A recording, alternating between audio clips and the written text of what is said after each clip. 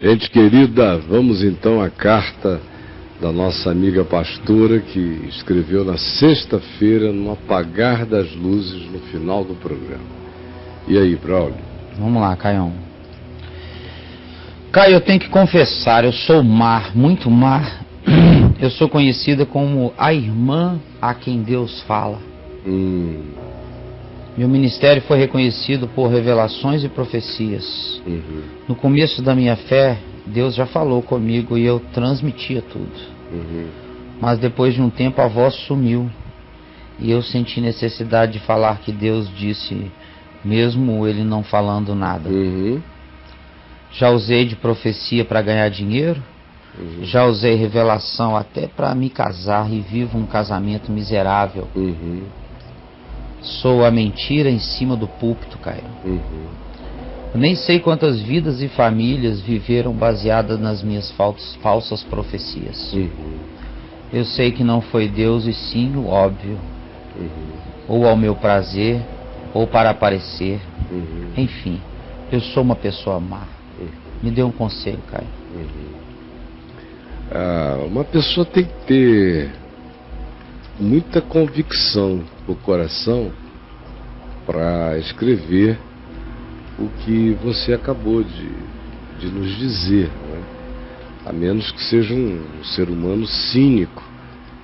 E aí quem assim seja também não faz a confissão que você fez com a intenção de ao final dizer, me ajuda, me diga alguma coisa, como é que eu faço para sair dessa.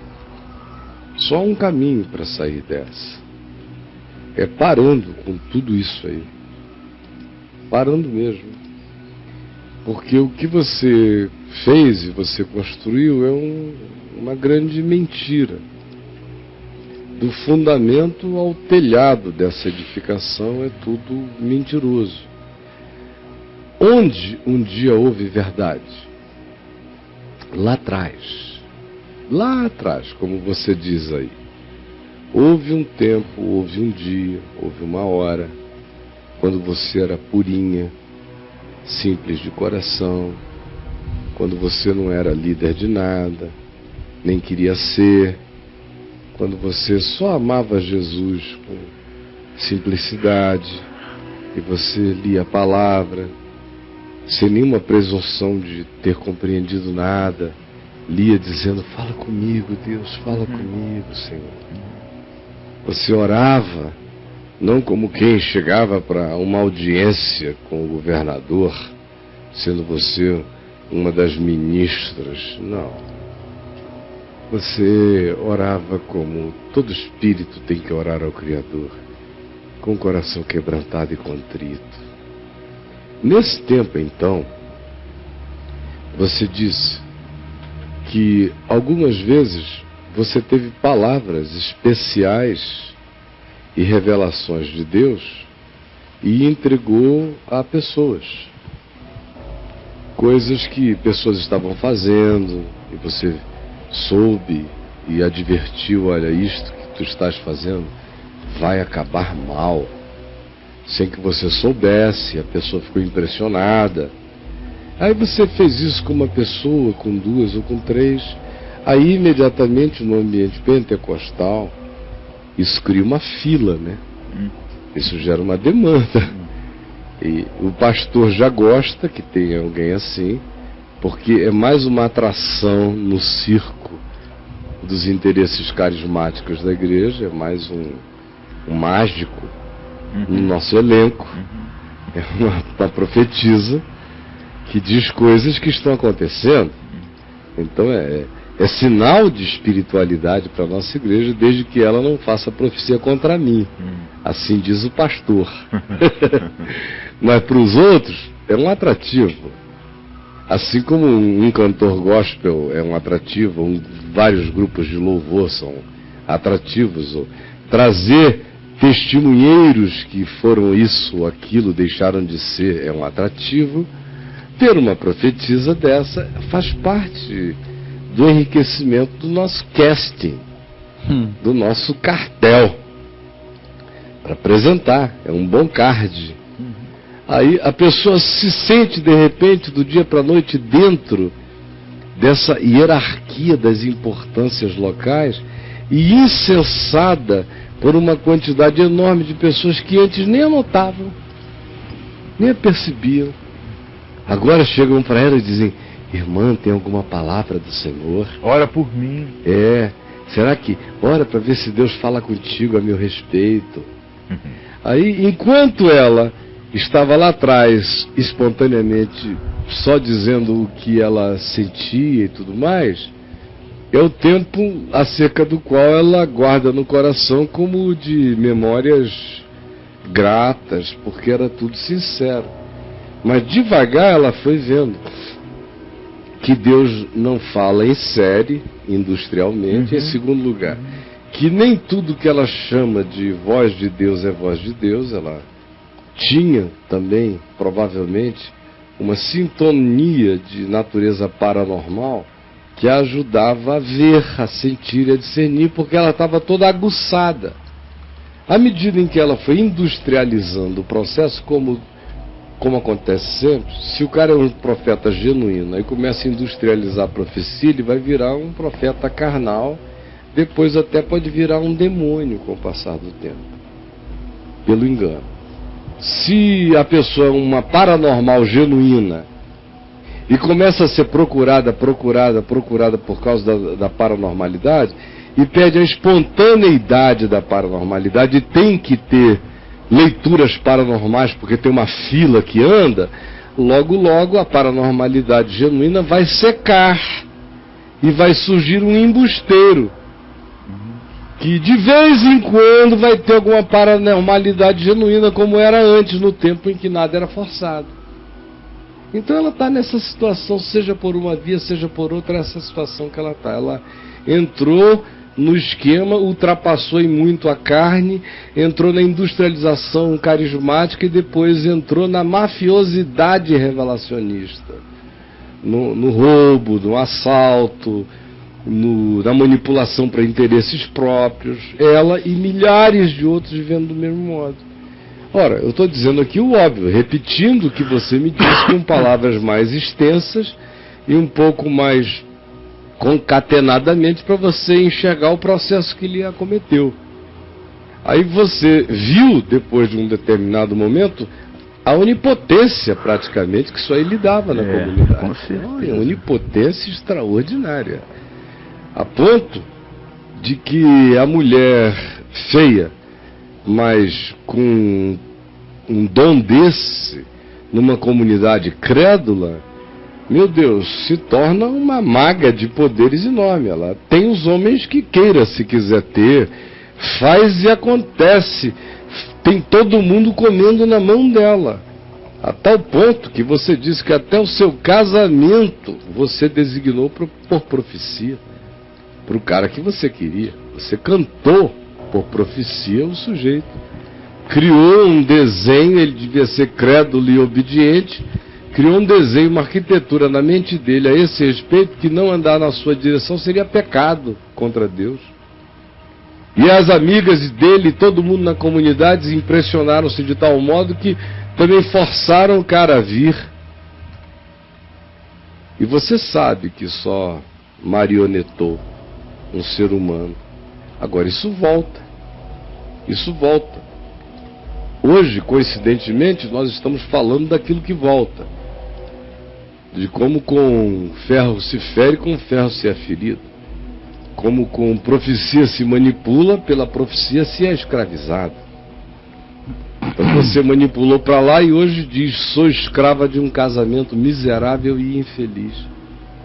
E caindo em si no dia da sua tristeza, porque agora você está refém da sua profecia e tem um problema enorme para sair desse casamento, porque você vai dizer o quê? Eu estava enganada, Deus não falou comigo? Aí olha só como a pessoa vai ficando enredada pelos muitos enganos e pelas muitas mentiras. Se você disser acerca do que deveria ser a profecia das profecias na sua vida, a do seu casamento, de você para você mesmo, você disser, eu me enganei porque casei com um homem errado, um casamento horrível, que será das outras profecias que você fez?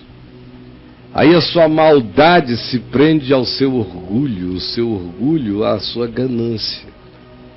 E a sua ganância, que hoje, já sendo uma mulher seca, sem nada de Deus na vida, ainda vive da fama e subsiste dos gritos de autoridade amparados nessa mediunidade profética que secou, você fica com pavor de ter que refazer a vida inteira, de ter que pedir perdão por milhares de coisas que você fez e contou como oráculo divino, como palavra de Deus, quando você sabe que não foi.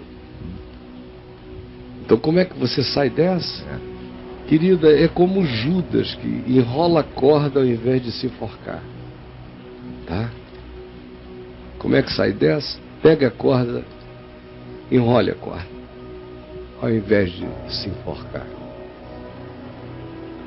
Levante daí de onde você está, e não precisa fazer nenhum espetáculo público, a menos que Deus assim a constranja a fazer.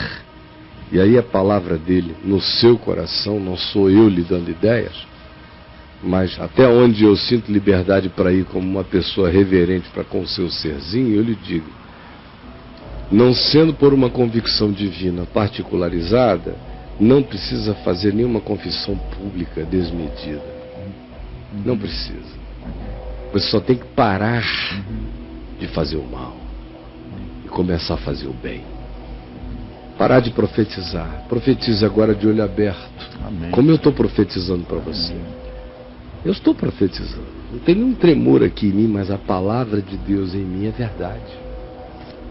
É verdade. Você sabe disso. Por quê? Porque o Evangelho se me tornou mente. Não é uma...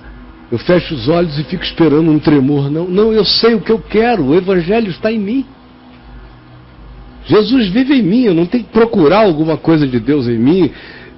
Eu não sou uma tábua de tarô. Eu não sou um jogo Ouija. Eu sou uma carta viva. Escrito está o Evangelho do meu peito, na minha mente, na minha memória. Eu sei o que eu quero. Eu não tenho como dizer, eu não sabia o que devia fazer. Já há tanto Evangelho em mim que eu não tenho desculpa. Eu tenho que saber, eu sei o que fazer. Se eu não fizer, eu estou deliberadamente pecando. Esse é o nível de profecia lúcida que eu e você temos que ter. Para isso, querida, pare o resto. Tem que parar tudo. Tem que pedir um sabático dessa história inteira de igreja, disso tudo. Pare pelo menos um ano. Valeu o meu site, caiofabio.net. Leia, leia, leia, leia. Enquanto isso, leia só o Novo Testamento. Só o Novo Testamento. Só o Novo Testamento. E vamos assistir a Vem Ver TV, ouvir a palavra, lavar a palavra, reconfigurar o ser, o caráter. Com relação ao marido, querida, tem que ser sincera. Essa é a confissão que você tem que fazer. Se você ama esse homem, se esse homem ama você, esqueça as profecias. Crie uma profecia nova. Não em palavras, mas em obras, em fatos e em verdade com ele. Perdoando e sendo perdoada, sendo humilde para pedir perdão e para perdoar, se existe entre vocês algo a que se agarrar como amor. Se não, tem que ter a coragem de não precisar ir ao púlpito, mas dizer: eu e fulano nos separamos, porque seja lá o que for, se foi o Senhor que trouxe, eu estraguei a minha parte e ele estragou a dele. Coisas se estragam, minha querida. Fique sabendo de uma coisa: não existe nenhuma profecia que não seja precedida por um si. Nenhuma. Toda profecia carrega um si embutido. Um si. Se não converterem os seus caminhos, esse mal cumprir-se-á. Se converterem o seu caminho, esse mal não se cumprirá, ou quem sabe será diminuído, ou evitado, ou retardado, ou postergado, ou acontecerá apenas outra vez se uma outra geração fizer os mesmos fenômenos coincidirem. A Bíblia está lotada disso. Então não existe ninguém que case para a felicidade eterna. Só existem pessoas que se casam por amor e têm que realizar a felicidade do dia. Se todo dia realizarem a felicidade do dia, com o passar do dia isso terá durado anos, décadas, e se durar a vida inteira, a gente pode dizer, foram eternamente felizes, mas fizeram acontecer todo dia. Profecias verdadeiras se renovam todo dia pela nossa obediência à verdade. Então, minha amiga, se não há amor entre vocês, essa é uma mentira que você precisa acabar. E é de um casamento que escravizou a sua existência, e quanto mais você fique nele, pior você ficará. Mais você reforça a mentira. Quanto mais você reforçar a mentira lucidamente, que é o que você está fazendo, você não é uma auto-enganada, pior você se torna. Quanto mais o nosso pecado é assumido como deliberação consciente por nós, piores e mais endiabrados a gente se torna, por causa da lucidez do mal praticado. Então, quanto a todos, não precisa falar em público. Quanto ao marido, tem que resolver. Com relação à atitude na igreja, pare de profetizar, de falar ou de qualquer coisa. Você tem o direito de dizer, eu quero e eu preciso aquietar-me. Eu quero e eu preciso aquietar-me. E aquiete-se. Você está vivendo o caminho de Judas. Enrole a corda, saia de Alcedama, venha para o cenáculo quieto da oração, assente-se em silêncio. Não profetize mais nada para ninguém. Deixe a palavra ser profecia de cura para o seu ser. E toda vez que daqui para frente você abrir a boca, não use de nenhum misticismo. Amém. Nem fique tentando utilizar-se de nenhuma paranormalidade ou saber paralelo. Não. Fale apenas com a sua boca o que você crê com o coração, como palavra revelada, como evangelho explicitado, como mente de Cristo plantada em nós. Essa é a palavra eterna, essa é a palavra que fica, essa é a exortação, a consolação, a edificação. Essa é a profecia, e essa durará eternamente, em nome de Jesus. Amém. Quero dizer que eu estou aqui para você, para lhe ajudar, todos nós. Se você precisar continuar falando, como tanta gente que vai crescendo e vai dando retornos aqui para nós, eu espero que essa seja a primeira fala de uma sequência de conversas entre nós, que desemboque num crescimento perceptível, numa libertação maravilhosa. Pascal, assim, olá Caio, conversei com você na sexta e você respondeu minha pergunta depois. Eu vi seu vídeo, sua resposta a mim muitas vezes. Repetir e repetir.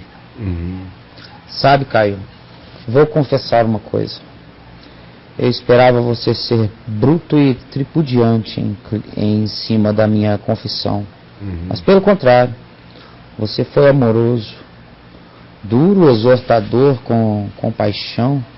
Isso me destruiu, pois no fundo eu esperava o contrário, para eu nunca mais ter que te ouvir. Caio, eu tenho um problema, não consigo ser cínica comigo mesmo. Graças a Deus. Eu sempre soube quem era e o que fazia.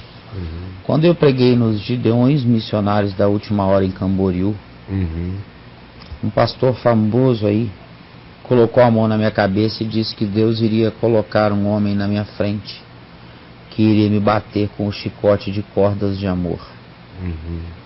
Eu sempre achei aquele congresso uma palhaçada, mas eu ia porque está na moda. E esse pastor disse que esse homem falaria comigo como se fosse por um caixote móvel. Um caixote móvel? Deve ser o laptop. Só pode ser, né? O computador. Resumindo, estou em um processo agonizante de digestão de tudo isso. Tenho uma pergunta. Como eu resolver 2 problemas? 2 pontos. Conversar com meu marido e o marido da minha filha, que também é fruto das minhas profecias. Nossos casamentos são um inferno. Olhe, minha irmã querida, essa é uma das coisas mais difíceis para um ser humano ter que fazer, de fato fazer, é quando você tem que desconstruir o que para outros é história e você sabe que não passou de invenção. Isso é muito duro. De modo que a necessidade de se fazer algo assim tem que estar presente para que essa coisa seja feita e realizada.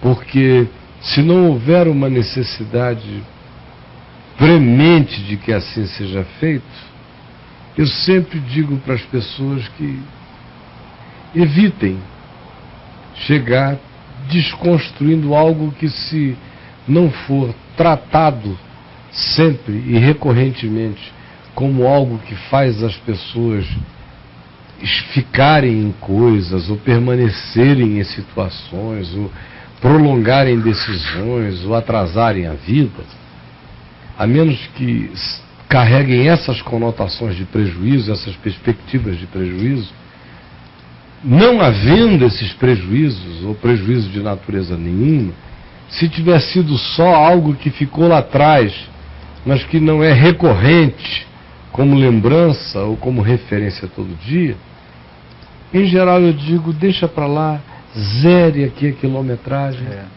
começa daqui para frente a fazer tudo novo, chame o seu marido e chame o seu... sua filha ou seu genro, que são os que foram engabelados pela profecia, e diga a eles outra coisa. Eu, se fosse você, ao invés de chegar e dizer, olha, eu enganei muita gente, eu comecei profetizando sincero, verdadeiro, porque eu tinha ou dons espirituais, ou uma paranormalidade, ou até o dia em que a voz calou. E eu já estava famosa, já estava no processo industrial profético, o orgulho, a vaidade, a carne, esse jabá horrível que habita o coração da gente, ficou tendente a prosseguir com a farsa. Eu vi que é fácil, eu já tinha fama, era só deitar na cama, eu já tinha acertado tantas coisas, já havia tantas histórias que eu podia contar como validação de qualquer coisa nova que eu dissesse, que eu continuei. Eu continuei, mas Deus falou comigo, e graças a Deus falou comigo mesmo, porque agora a minha vida não vai ser mais de olho fechado profetizando mistérios. A minha vida vai ser de olho aberto falando o que já está revelado. Amém. E o que já está revelado é Cristo, é o Evangelho. Eu diria isso como uma confissão minha, do meu coração, com toda a calma, reuniria eles em família mesmo, coração quebrantado, e dizer, olha, eu diria, o Senhor me trouxe grande libertação, mas não faria isso hoje, nem amanhã, nem mês que vem. A primeira coisa, anterior a tudo que você tem que fazer, minha querida, é converter a sua atitude, o seu pensamento, o seu caminho, a sua vida, alinhá-la com Jesus, com o Evangelho, deixar o Evangelho pacificar seu coração.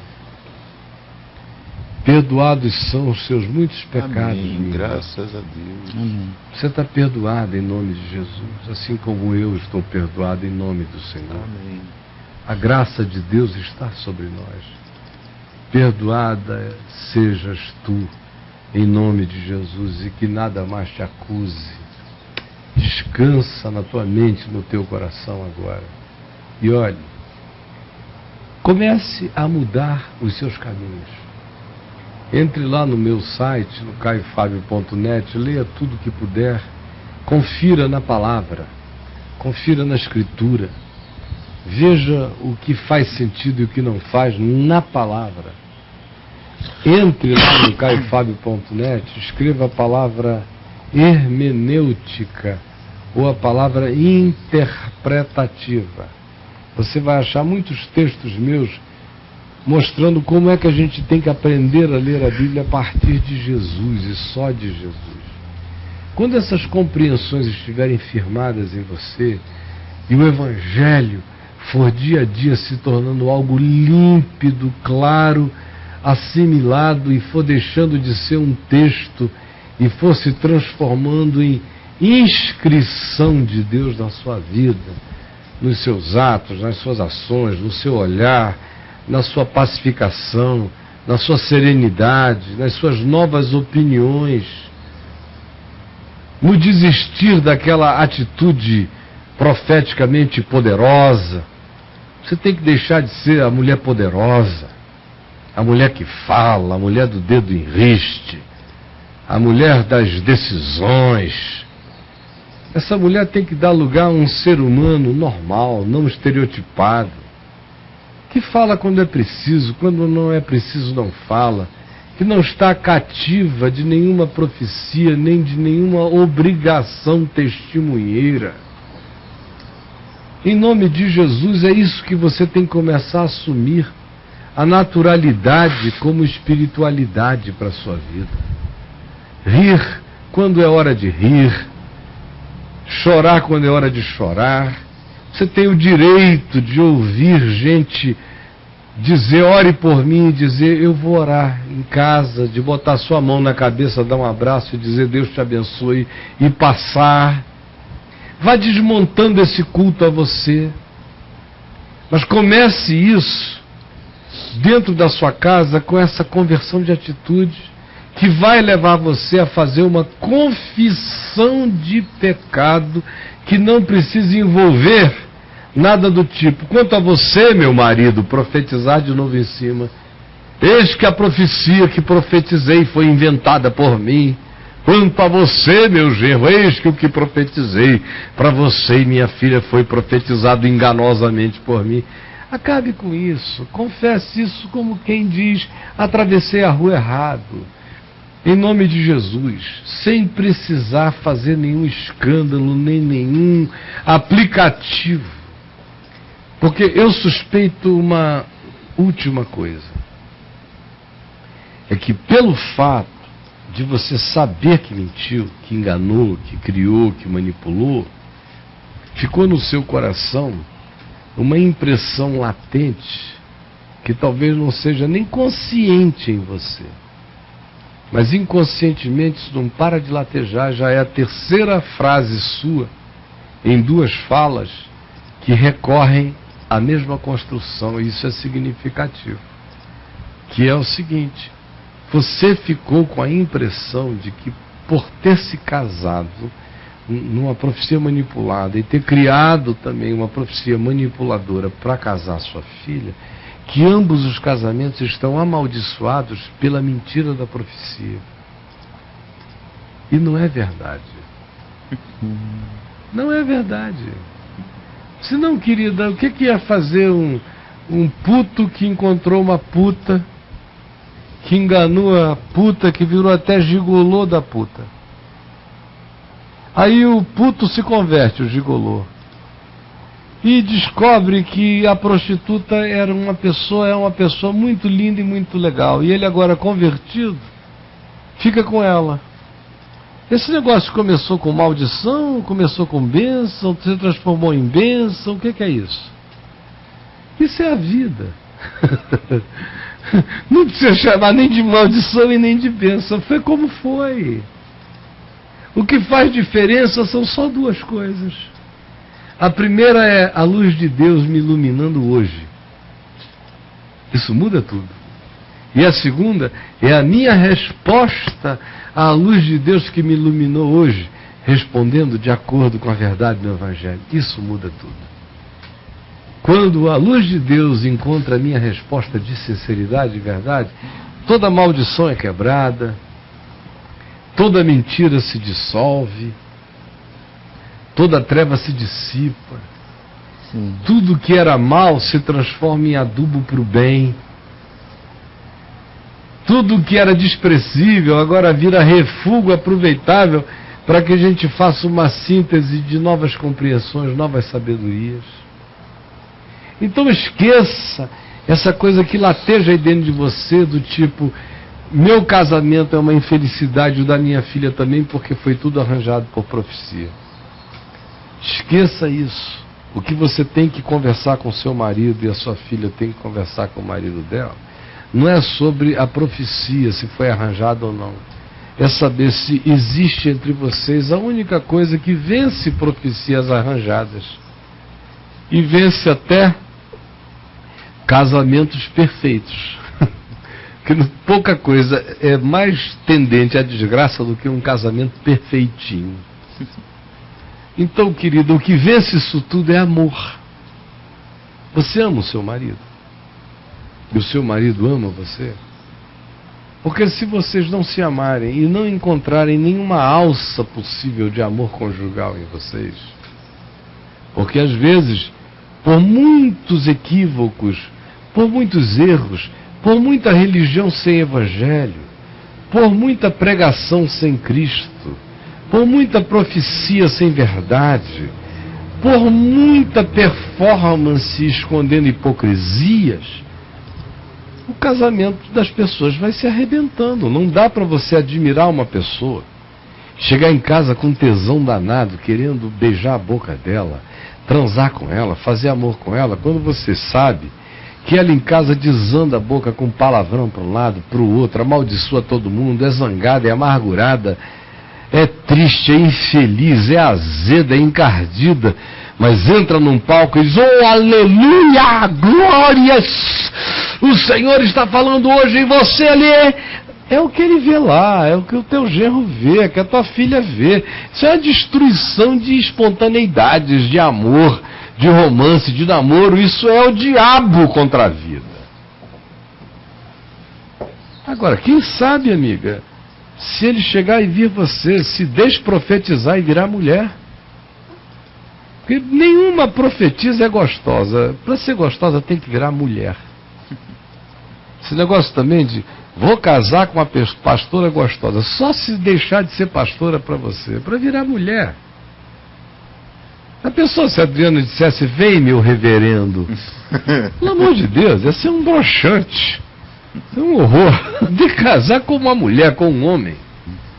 Então você tem que se desprofetizar os sentidos dele e tem que fazer essa confissão de sinceridade que começa com mudança de vida. Porque pode ser que esse homem se deslumbre com você quando ele encontrar a mulher que foi salva da profetisa amada, a má pastora. Porque a má pastora é um estereótipo, é uma construção, é uma defesa, é uma crosta para alguém que de outra feita implode, não aguenta mais, só que a sua casca puiu pela graça de Deus. E chegou a hora do Evangelho trazer você à luz como um ente vivo e verdadeiro. Então se desprofetize, se desvista disso tudo, seja uma mulher em casa, seja crente, seja discípula, seja meiga, seja paciente, seja bondosa, seja esposa, seja misericordiosa, seja sábia. E você vai ganhar todo o direito de tocar no assunto que você quiser. Embora eu diga, não precisa ser tão específica assim com nenhum deles. Basta mudar de atitude, basta dizer: nós fizemos a coisa errada, nós pusemos tanta ênfase na profecia que nos unia, que nos esquecemos do Evangelho, que é o que nos mantém unidos. Eu aprendi isso e quero salvar o nosso casamento. Você quer, meu marido? É assim que a gente vai conseguir. Comece lendo a palavra com ele, vocês dois, se submetendo ao Evangelho, fazendo um acordo de paz, de não agressão, de nenhuma gritaria, de serenidade. Vocês estão viciados em muita maluquice em casa. onde tem muito pentecostalismo profético, tem muita gritaria e estupidez no ambiente interno. Eu sei disso. Vocês vão querer perguntar como é que eu sei? Pelo amor de Deus, acalme isso tudo.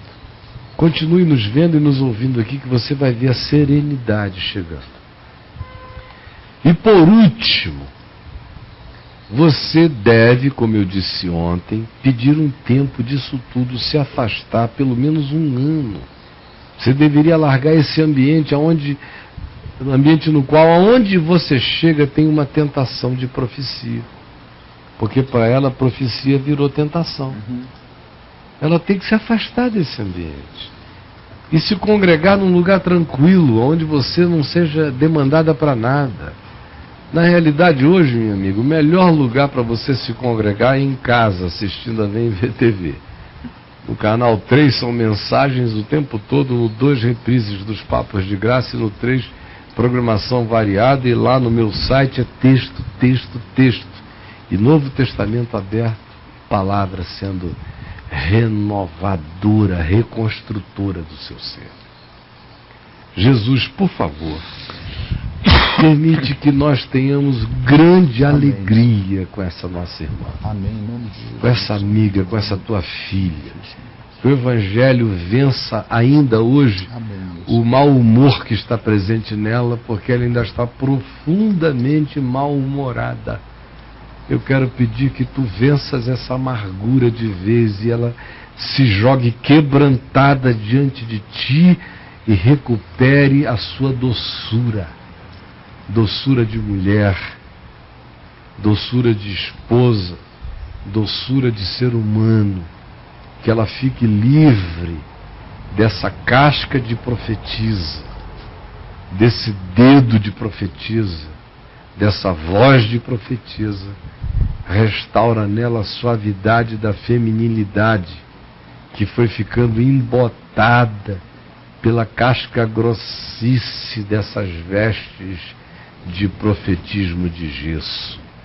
Por favor, tira dessa casca grossa, coloca no teu colo, acalenta tua filha, faze nascer no teu regaço uma mulher doce e cheia do Espírito Santo. Amém, é o que eu te peço, em nome de Jesus. Amém. Amiga, a gente está aqui. Está aqui a hora que você quiser, sempre, tá bom? Conta com a gente.